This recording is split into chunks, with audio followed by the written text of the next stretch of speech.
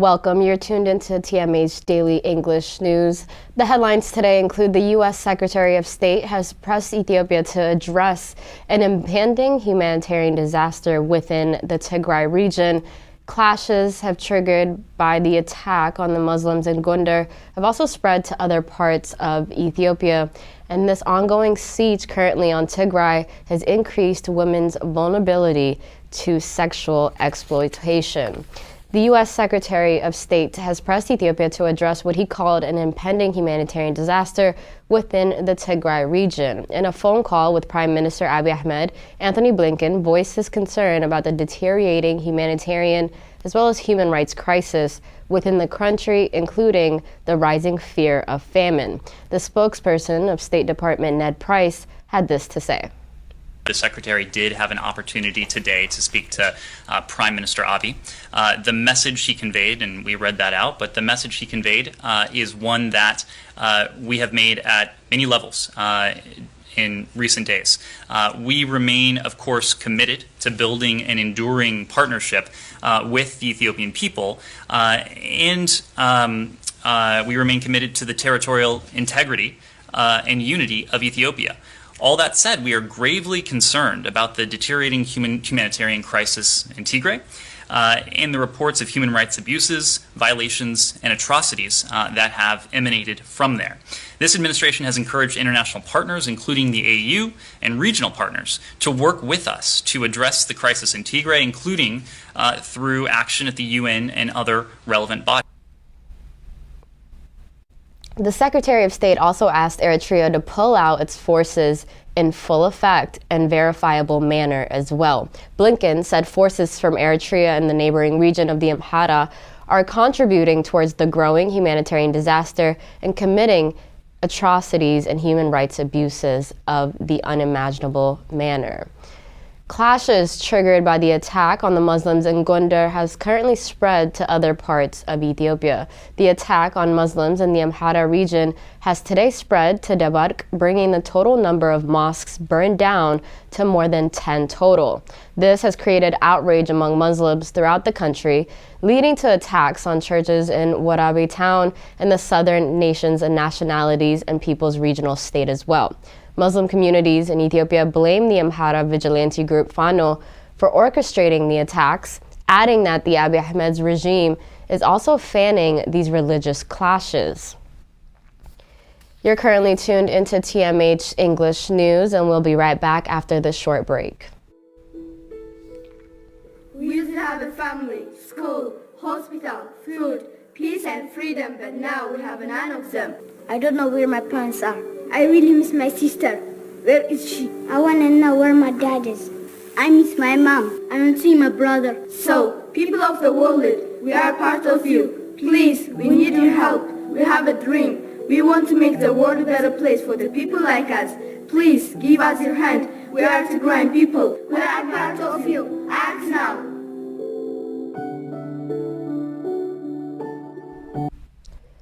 Eritrea's Foreign Minister Osman Sahle claimed Eritrea remains #1 target of the West's pressure. The Eritrean Foreign Minister made the remark in a discussion with the Russian Foreign Minister Sergei Lavrov during his visit to Moscow. Here's what he had to say. The masters of the dying unipolar world order are working in overdrive to destabilize and bring under their full control each and every country, as well as systematically undermining meaningful cooperation among them. In this overall scheme, Eritrea remains this #1 target. His host, Russian Foreign Minister Sergei Lavrov, echoed similar criticism of the West during a joint press briefing. And here's what he had to say about that. We have paid great attention to the unacceptance of negative influence on our practical cooperation of the unilateral illegitimate sanctions which have been imposed by the so-called collective West. And they have turned it into the main, or rather the only tool of their foreign policy. The presidential advisor, Yamana Gabraab, was also a member of the Eritrean delegation who was a part of this two-day visit in Russia.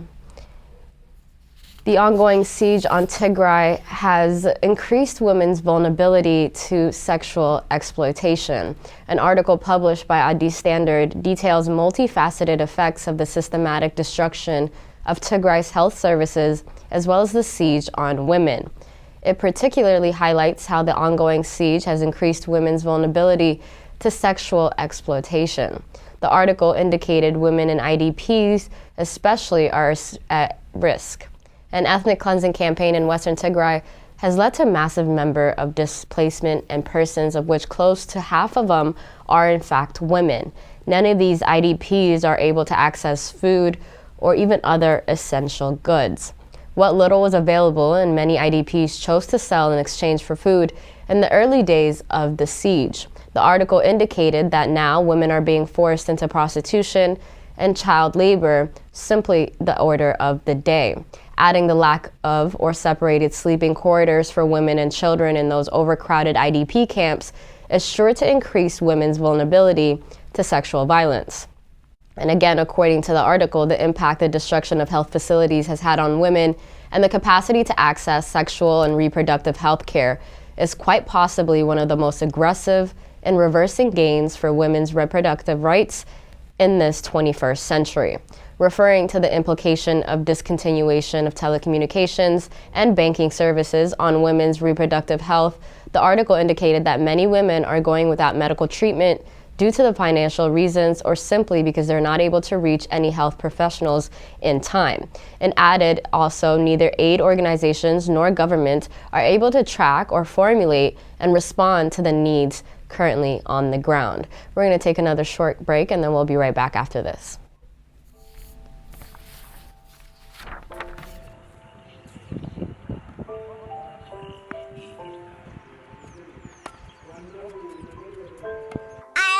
From Tigray and Tigray.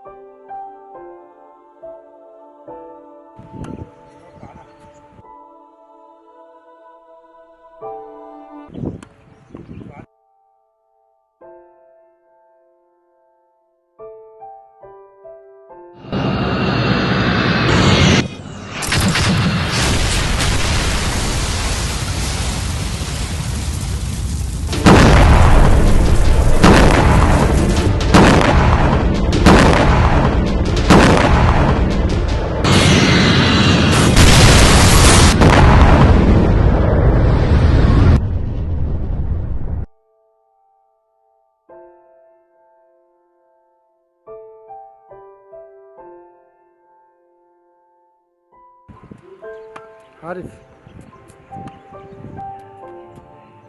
I need food, not warm. I need medicine, not warm. I need life, not to die.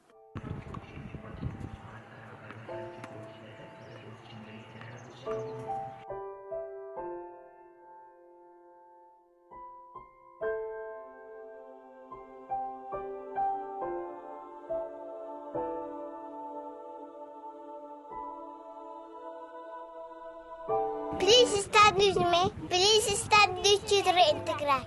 Thank you. Healthcare workers have said that Tigray's health system has totally collapsed. Doctors told the New Humanitarian that most patients are currently dying at home because of the lack of access, and the health facilities are just not functional and ready for patient care. Timnit Bayru will present the details. Health workers in Tigray told the New Humanitarian by phone that shortages are so acute they are using expired drugs to treat chronic conditions, while tens of thousands of patients with diabetes, cancer, and HIV haven't been treated in months. Patients are being asked to bring old clothes with them into the hospital for surgeons to use as gauze during operations. Test tubes, surgical gloves, and air tubes are all being reused. and there's not enough detergent to wash soiled hospital bed linen. A doctor at the flagship Aidar Hospital in the capital Mekelle likened Tigray's health system to Swiss cheese, with most key components missing, from medicines to spare parts for vital equipment. Health workers are using warm salt water to wash wounds. Clinics receive erratic supplies of power, and a lack of fuel is forcing pregnant women to walk or be carried on stretchers for days to health posts in order to deliver their babies. Most new mothers are delivering at home, alone, meaning thousands of women are likely dying from complications, health workers said. This isn't like the 21st century anymore. It's like the 16th or 17th. Meanwhile, doctors haven't been paid in months and are also struggling to feed themselves. As a result, stories of nurses and surgical residents fainting from hunger during procedures are commonplace. The whole system has totally collapsed, he added. We are trying to do our best to serve our patients with what we have available, but things are getting worse and worse every day. A survey by the Regional Health Bureau said 90% of Tigray's 40 hospitals and roughly 1,000 smaller clinics were damaged, while medics have described watching Eritrean troops cart away valuable medical equipment using trucks and even helicopters. Access to Tigray has been restricted since the TPLF recaptured the region in June of last year, with all communication links, roads, and banking services cut. This prompted the EU's top humanitarian, Yanis Lenarcic, to accuse Addis Ababa of laying siege to the region. A physician on the maternity ward of Aidar Hospital in the regional capital Mekelle has seen several pregnant women develop complications after enduring long journeys to the hospital due to the lack of transport. One 20-year-old woman lost one of the twins she was carrying and developed a fistula after her neighbors carried her for 18 hours on a wooden stretcher to Aidar. Another woman, aged 31, died because there was no blood to give her for a transfusion after she bled heavily during labor. A third, who was 28, died from an easily treatable infection. These cases are the tip of the iceberg, the physician said. Most of them are dying at home. This is because of a lack of access and because health facilities aren't functional. These cases are the tip of the iceberg, the physician said. Most of them are dying at home. This is because of lack of access and because health facilities aren't functional. It can be easily prevented, for sure. Power cuts have also caused interruptions to the oxygen supply at Aidar that have killed dozens of people since the start of the war. The health center's oxygen plant has caught fire twice in the last month because staff aren't able to maintain it due to the lack of spare parts. We are pushing it too hard, another doctor said.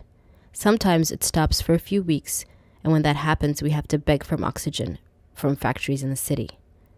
The hospital's life support machines are backed up by a generator. On several occasions, nurses and sometimes even the relatives of patients have had to operate breathing apparatus with their own hands due to the lack of power outages. The hospital's life support machines are backed up by a generator, but on several occasions, nurses and sometimes even the relatives of patients have had to operate breathing apparatus with their own hands due to power outages. When this happens, most of the time they die. This is very traumatic, the doctor said. Welcome back. You've been tuned into TMH Daily English News. For more updates, make sure to follow us on our social medias accounts as well as YouTube. That concludes our news for today. Thank you so much for tuning in. Bye-bye.